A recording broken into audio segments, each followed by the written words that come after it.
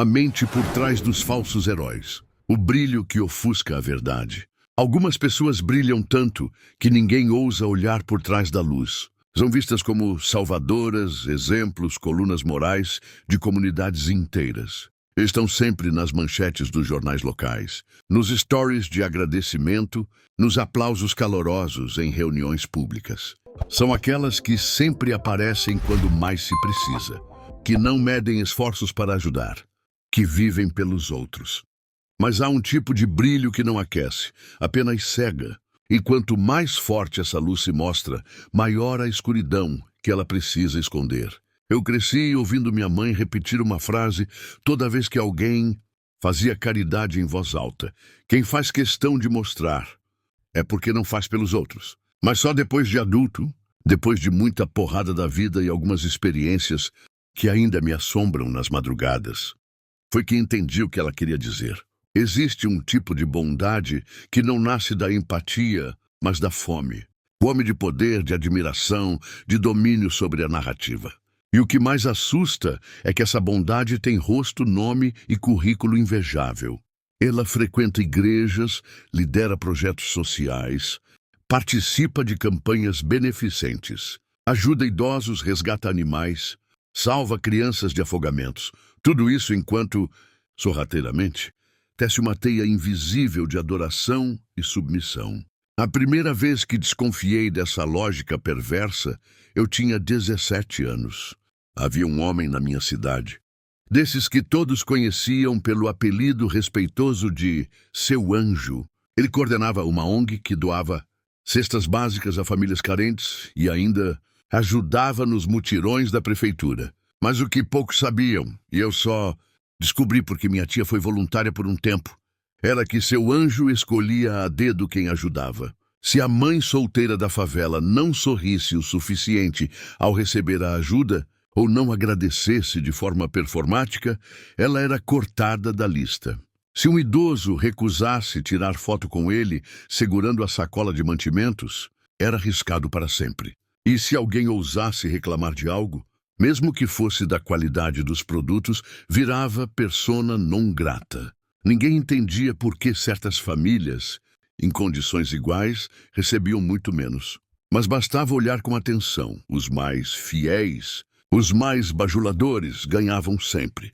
A bondade de Seu Anjo era um contrato silencioso de adoração. Ele não ajudava, ele dominava. Essas pessoas existem em todos os lugares.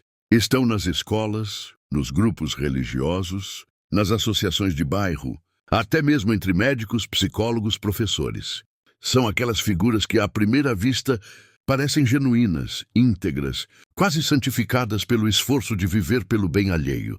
Mas se você observa de perto, com o tempo, começa a notar os sinais de algo dissonante. Pequenas incoerências, frases que parecem altruístas, mas carregam um tom de superioridade. Olhares que não buscam contato, mas admiração. A presença constante nas redes sociais, não como registro, mas como palco. Os discursos públicos sempre autocentrados, mesmo quando falam de causas coletivas. Eu me esforcei para ajudar, eu corri atrás, eu fiz acontecer. O eu nunca sai de cena. Existe um nome para esse tipo de padrão psicológico, e ele não é novo. A psicologia já catalogou esse comportamento como parte do chamado narcisismo encoberto, uma forma menos visível e mais perigosa do transtorno de personalidade narcisista. Diferente do narcisista clássico, que se exibe abertamente, o narcisista encoberto se apresenta como humilde, prestativo, até mesmo vulnerável. Mas por trás da máscara de empatia, ele age com frieza estratégica. Cada gesto generoso é um investimento em capital social. Cada ajuda é um movimento calculado para colher admiração, submissão, gratidão eterna. Ele não quer apenas fazer o bem. Ele quer ser visto como aquele sem o qual o bem sequer existiria. O psiquiatra Sam Vaknin, um dos principais estudiosos sobre o narcisismo maligno, já escreveu que o narcisista precisa de plateia como o corpo precisa de oxigênio. Mas o narcisista encoberto é ainda mais ardiloso. Ele monta a plateia, disfarçando-se de diretor do espetáculo. Ele não quer apenas aplausos. Ele quer que todos se sintam em dívida com ele. Quer que todos, ao menor gesto de insatisfação, sejam lembrados de tudo que ele já fez. Ele salva para que você jamais possa abandoná-lo. Ele ajuda para que você nunca o questione. Ele ama para que você tenha medo de desapontá-lo. E o mais cruel, esse tipo de pessoa raramente é desmascarada. Porque sua bondade é real, no ato. O alimento entregue é de verdade. O resgate aconteceu. A ajuda foi feita. Mas o que não se vê é o que está por trás disso. Os jogos de culpa, o controle emocional, a exigência de fidelidade eterna.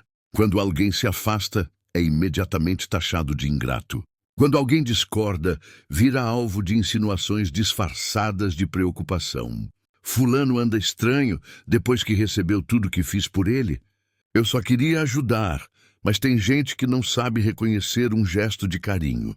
O discurso da vítima mártir é a fortaleza do falso herói.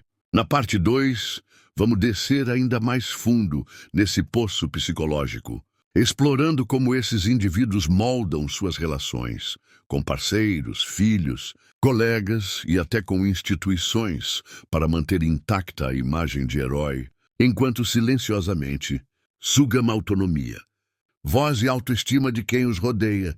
Vamos entender como a manipulação emocional se infiltra nos gestos de amor, como a vaidade se esconde na compaixão e por que tantos caem na armadilha de admirar quem, na verdade, os aprisiona. Porque nem todo vilão grita. Alguns distribuem flores. O afeto como ferramenta de controle. É fácil apontar o ego quando ele se apresenta nu, inflado, vaidoso. É fácil identificar o orgulho quando ele se veste de ostentação ou arrogância. Mas o verdadeiro perigo mora onde o orgulho se esconde por trás da humildade, onde o controle se disfarça de cuidado, onde a manipulação se mascara de amor. O falso herói, esse personagem tão comum quanto invisível, não age pelo mal escancarado, mas pelo bem instrumentalizado. Ele não quer o seu sofrimento, ele quer a sua devoção. E para alcançar isso, não há território mais fértil do que os vínculos íntimos. Porque é no afeto que nos tornamos mais vulneráveis. É nos espaços de confiança que abrimos as portas para que o outro entre sem ser questionado.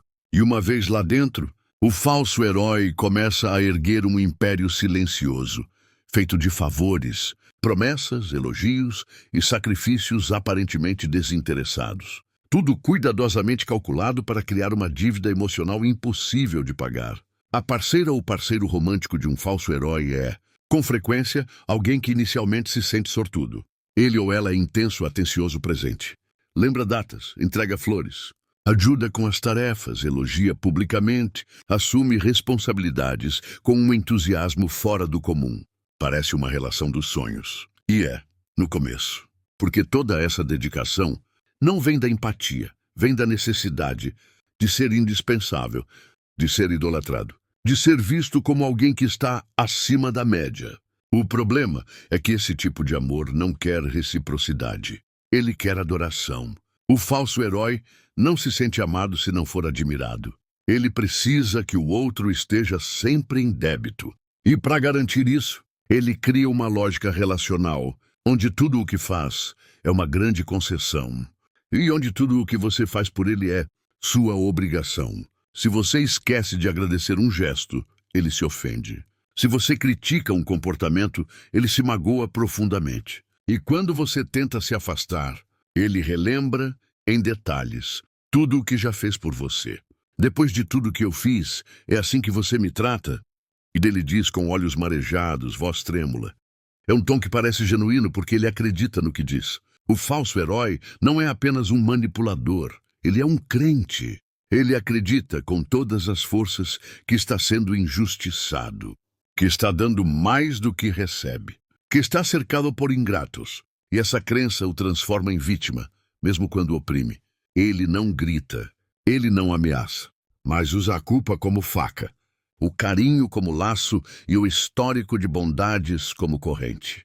Essa lógica se repete nos relacionamentos familiares. Pais que sacrificaram a vida pelos filhos, mas cobram obediência cega como retorno. Irmãos que sempre ajudaram sem pedir nada, mas exigem lealdade incondicional. Tios, avós, madrinhas, primos que construíram suas identidades como os pilares da família, mas que se voltam contra qualquer um que desafie sua narrativa de bondade absoluta. Eles ajudaram, sim, mas a ajuda era uma armadilha, uma moeda emocional, uma construção para manter intacto o mito de sua importância. E se alguém ousa desmentir esse mito, é imediatamente taxado de ingrato, rebelde, doente, perdido. Porque a imagem do falso herói é frágil, embora pareça sólida. É feita de reflexos. Depende do olhar alheio. Ele precisa de plateia. E quando alguém se recusa a assistir à peça, se recusa a aplaudir, se levanta da cadeira, ele se desespera. Porque a recusa à admiração é para ele uma forma de assassinato. Você não está apenas discordando, está destruindo tudo que ele construiu. A perversidade disso tudo é que o falso herói não é, na maioria das vezes, um vilão consciente. Ele não acorda pela manhã pensando em destruir a vida de ninguém. Ele acredita de fato que está ajudando, que está sendo generoso, que está salvando. E é justamente essa crença que torna tudo mais insidioso, porque ele não enxerga os limites do outro, não reconhece a autonomia do outro. Para ele, o outro é um espelho, um altar, uma plateia. E qualquer movimento fora do script é uma traição. Isso se estende ao campo social e institucional. O falso herói costuma ocupar posições de liderança, presidentes de associações, coordenadores de projetos, chefes de setor, organizadores de eventos, conselheiros espirituais. Em todos esses papéis, ele age como aquele que carrega tudo nas costas. E de fato carrega. Mas com um único objetivo: controlar a narrativa. Ser insubstituível, impedir que qualquer outro tenha voz. Porque quando alguém cresce ao lado dele, ele se sente apagado. Quando alguém é elogiado, ele se sente diminuído. E então começa o boicote sutil, o comentário atravessado, a crítica velada, a sugestão disfarçada de conselho. Você tem potencial, mas ainda precisa aprender a ser mais humilde. Cuidado com o ego, hein? A gente ajuda, mas não espera nada em troca, diferentemente de alguns por aí. Essas pessoas sabem ser doces, gentis, inspiradoras, mas não sabem dividir o palco. E o mais cruel, elas fazem os outros acreditarem que estão sendo ajudados, quando na verdade estão sendo domados. Porque a maior conquista do falso herói não é salvar alguém, é ser lembrado como aquele sem o qual a salvação seria impossível. Ele quer ser o capítulo mais importante da sua história, mesmo que para isso precise apagar os outros personagens. A psicologia chama esse padrão de altruísmo patológico, quando a ajuda ao outro se torna um mecanismo para alimentar o próprio ego. Quando a generosidade não vem da empatia, mas do desejo de controle, de superioridade moral. Esse altruísmo não é um dom, é uma estratégia. E como toda estratégia tem alvos, rotas e consequências. Na parte 3, vamos analisar os efeitos devastadores desse comportamento nas vítimas silenciosas desses heróis. As pessoas que por anos viveram sob a sombra de alguém que parecia doar tudo, mas na verdade consumia tudo. Veremos como essas vítimas adoecem, se culpam, se anulam e como, mesmo depois de romperem o vínculo, continuam presas ao fantasma do débito emocional. Porque sair das garras de um falso herói não é fácil. É como sair de um incêndio onde o fogo se disfarçava de abraço. As vítimas que ninguém vê. Você nunca vê a vítima de um falso herói chorando em público. Ela não aparece nos noticiários. Não é carregada em macas, nem aparece com o rosto inchado ou o corpo ferido. Não. As vítimas desses salvadores mascarados não sangram por fora. Elas sangram por dentro, em silêncio, em vergonha, em dúvida. E é justamente isso que torna esse tipo de abuso tão difícil de identificar. Ele não deixa marcas visíveis, mas corrói lentamente tudo que há de mais essencial em alguém. A capacidade de se reconhecer, de se afirmar, de dizer não sem culpa, de existir sem estar em dívida.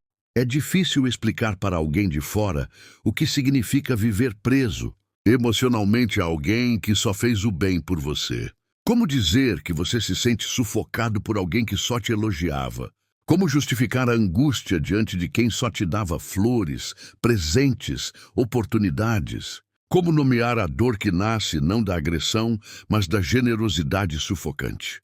A vítima de um falso herói se vê constantemente nesse limbo, entre a gratidão que sente por tudo que recebeu e o incômodo profundo por tudo que perdeu. Sua voz, sua autonomia, sua liberdade de sentir o que quiser. Tudo começa de forma sutil. Você recebe ajuda num momento de vulnerabilidade. Uma mão estendida quando todos pareciam indiferentes. Um conselho acolhedor. Um gesto de afeto inesperado. E então, sem perceber, você passa a associar essa pessoa à sua salvação. Cria-se um vínculo, uma espécie de pacto invisível. Você se sente em dívida. Mas a princípio isso não incomoda. Afinal, quem não quer retribuir algo bom? Quem não quer mostrar gratidão? O problema é que com o tempo, o espaço para dizer não desaparece. Tudo que você faz parece nunca ser suficiente. E tudo que você deixa de fazer é percebido como ingratidão. É assim que a prisão se constrói, devagar, sem grades. O falso herói não precisa levantar a voz para te controlar. Ele apenas lança olhares decepcionados. Frases carregadas de sentido ambíguo. A gente dá tudo de si, mas chega uma hora que cansa. Não esperava isso de você. Depois de tudo, é assim que termina? Essas palavras ecoam dentro da vítima como flechas lançadas em silêncio. Elas atingem o que há de mais vulnerável. O medo de ser ingrato, de ser visto como mal, de perder aquele que, supostamente, já fez tanto. Muitas vítimas desenvolvem sintomas que se confundem com depressão, cansaço constante, choro sem motivo, falta de concentração, culpa crônica, autoestima destroçada. Mas ao buscarem ajuda, muitas se sentem confusas ao tentarem explicar a fonte do sofrimento. Como dizer ao terapeuta que a angústia vem de uma pessoa que sempre esteve ao seu lado? Como convencer amigos de que aquele professor maravilhoso, aquele chefe atencioso, aquela mãe devotada está, na verdade, te esmagando? Isso acontece porque o falso herói cria um campo de distorção da realidade. Ele molda a percepção dos outros. Ele se cerca de testemunhas, de seguidores, de admiradores. Ele constrói um mito público sobre si mesmo. E esse mito é tão forte, tão consolidado, que qualquer tentativa de desmenti-lo soa absurda, ofensiva, mentirosa. A vítima então se cala. E quanto mais se cala, mais duvida da própria percepção. Começa a achar que está exagerando. Que talvez o problema esteja nela mesma. Que talvez ela esteja mesmo sendo ingrata, egoísta, injusta. É assim que nasce um ciclo devastador de culpa e submissão. A vítima começa a antecipar as expectativas do falso herói. Tenta agradar, compensar, retribuir. Esforça-se para estar à altura do amor recebido. Renuncia aos próprios desejos, planos, opiniões. E quando não consegue, porque ninguém consegue sustentar um papel por tempo indefinido, sente-se um fracasso. E se castiga, e pede desculpas, e volta ao ciclo. Tudo para manter viva uma relação que, à primeira vista, parece de cuidado, mas que é, na verdade, uma usina silenciosa de dominação emocional. Algumas vítimas, ao longo dos anos, se desconectam completamente de si mesmas. Não sabem mais o que gostam, o que pensam, o que sentem. Passam a viver pelos olhos do outro. Medem suas palavras. Calculam gestos. Escondem emoções. Porque qualquer desvio da expectativa pode provocar a decepção. E a decepção do falso herói é uma punição insuportável. Não há grito. Não há violência. Mas há um silêncio gelado.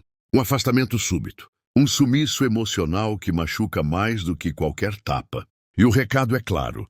Se você não me idolatra, você não me merece. Isso acontece com filhos que viveram sob a sombra de pais que sacrificaram tudo.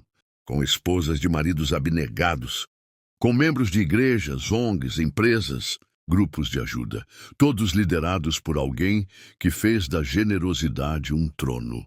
Porque para o falso herói, cada ajuda é um tijolo no castelo da devoção.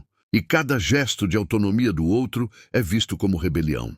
Não há espaço para a individualidade. Não há espaço para crescimento mútuo. Só há espaço para um, ele.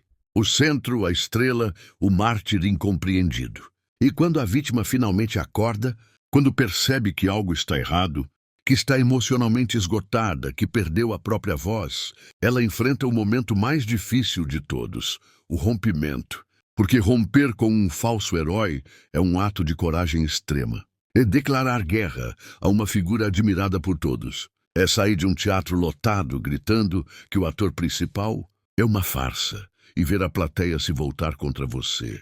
A vítima que rompe é taxada de ingrata, de cruel, de injusta e muitas vezes duvida de si mesma até o último momento.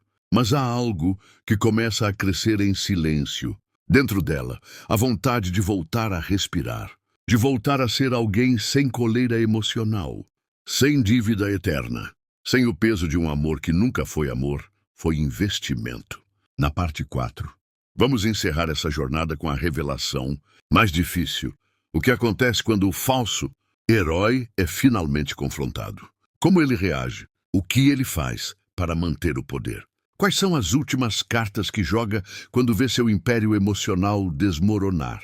E principalmente como alguém que escapou desse ciclo pode, enfim, se reconstruir? Porque sobreviver é só o começo. A liberdade emocional só começa quando a gente entende que não deve mais nada a quem nos deu tudo apenas para nos possuir. O fim da devoção e o começo da liberdade. Quando alguém finalmente rompe com um falso herói, o que vem depois não é alívio imediato.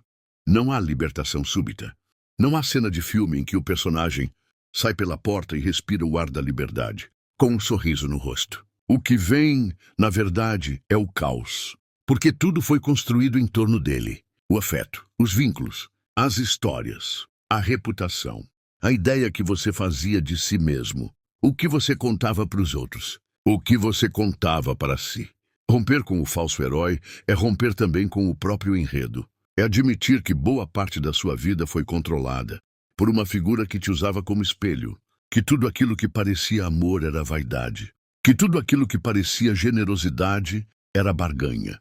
E o falso herói, quando confrontado, não aceita o fim em silêncio. Ele reage, sempre reage, porque a única coisa que ele teme mais do que a ingratidão é a exposição. A primeira reação costuma ser o choque performático. Como assim? Eu que só tentei ajudar. Eu que abri mão de tudo por você. Eu que fui a única pessoa que esteve do seu lado quando ninguém mais estava. Ele vai repetir esse discurso para quem quiser ouvir. Vai dramatizar cada detalhe. Vai relatar como um mártir ferido todas as boas ações que cometeu. Todas as noites em claro. Todos os conselhos dados. Todas as vezes em que segurou sua mão enquanto você chorava. Ele vai usar a verdade contra você. Porque sim, ele fez tudo isso. Mas fez para manter o poder. Quando percebe que a performance emocional não te convence mais, o falso herói muda de tática. Ele se torna frio, sarcástico, cínico. Te pinta como alguém desequilibrado, ingrato, perdido. Vai dizer que você se deixou influenciar, que está passando por alguma fase. Vai distorcer os fatos. E o mais cruel, ele não vai fazer isso só com você. Ele vai contar a história dele para os outros. Vai narrar em detalhes sua suposta traição, seu egoísmo, sua ingratidão.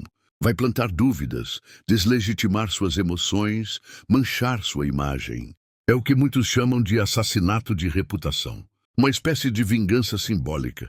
Como se não podendo mais te ter aos pés dele, ele decidisse te arrastar ao chão da forma mais dissimulada possível, através da dúvida coletiva. E para quem não conhece os bastidores, o falso herói segue parecendo um herói, porque ele ainda ajuda, ainda sorri, ainda se doa, ainda organiza, ainda salva. Mas agora com um novo argumento. Mesmo ferido, continua ajudando. Porque não faço isso por reconhecimento. Essa frase dita em voz baixa, com olhos tristes, costuma arrancar aplausos de quem não sabe e desprezo de quem sabe demais. Mas enquanto ele reconstrói sua imagem social, você, a vítima que rompeu, precisa reconstruir a si mesmo. E essa é talvez a parte mais difícil de toda a jornada. Porque por muito tempo, sua identidade esteve costurada à imagem que ele fazia de você. Ele era o generoso e você era o endividado. Ele era o sábio e você o perdido. Ele era a força e você a fragilidade. E agora, sem isso, resta o vazio, um eco. Um medo imenso de estar errado, de estar sendo cruel. A dúvida volta a bater na porta. Será que fui eu o problema? Não, não foi. Mas entender isso exige tempo. E, principalmente, exige recontar a própria história sob outra perspectiva. Enxergar que por trás dos presentes havia controle, que por trás dos elogios havia condicionamento, que por trás da ajuda havia uma cobrança silenciosa. E essa releitura exige coragem, muita. É nesse momento que muitas vítimas adoecem ainda mais. Porque a dor real, a dor crua, a dor do luto, sim, luto, só aparece quando o encanto quebra de vez, quando o mito cai, quando a ficha cai. É a morte de uma ilusão, a morte de um relacionamento que nunca foi o que você pensava. E como todo luto vem com raiva, tristeza, negação, vem com recaídas, com vontades de voltar atrás, com tentativas de justificar tudo. Porque admitir que alguém te controlou em nome do amor é brutal. Algumas vítimas se isolam, outras tentam confrontar, outras ainda voltam para o ciclo, iludidas de que talvez agora ele mude. Mas não muda. Porque o falso herói não vê problema em si mesmo. Ele acredita ser o centro do bem. Ele acredita que quem o abandona é ingrato, que quem o confronta é cruel, que quem o expõe está perdido. E qualquer tentativa de fazê-lo enxergar seu narcisismo é recebida como agressão. Ele se enxerga como luz, e quem tenta lhe mostrar a sombra vira inimigo. A única saída verdadeira, portanto, é a reconstrução silenciosa, lenta, profunda. É reaprender a dizer não sem se culpar. É resgatar desejos que ficaram engavetados. É reaprender a sentir, sem a sensação de estar decepcionando alguém.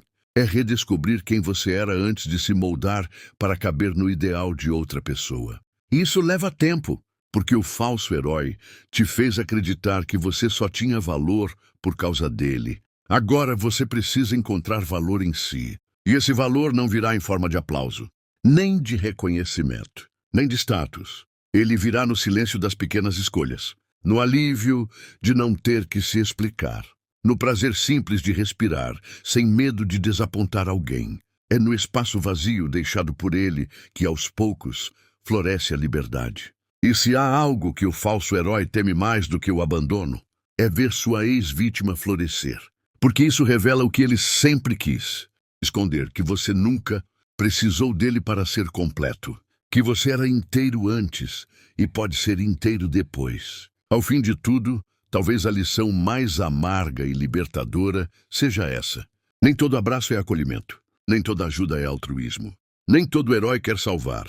Alguns querem ser adorados. E a verdadeira libertação vem quando você percebe que não deve mais nada a ninguém, especialmente a quem deu tudo, esperando algo em troca.